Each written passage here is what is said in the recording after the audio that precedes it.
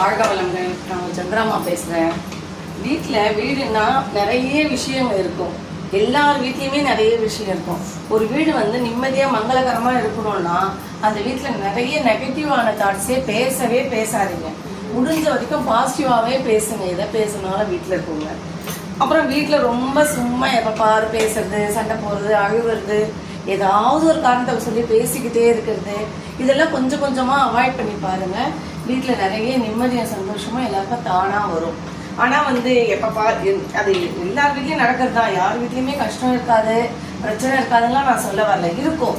ஆனாலும் ஒரு பெண்களாக பிறந்த நம்ம அதை கொஞ்சம் மாற்றி யோசித்து நம்ம கம்மன் போனாலே கடவுள் நமக்கு எல்லா அனுகிரகத்தையும் சீக்கிரம் கொடுப்பாருன்றது என்னுடைய அனுபவம்.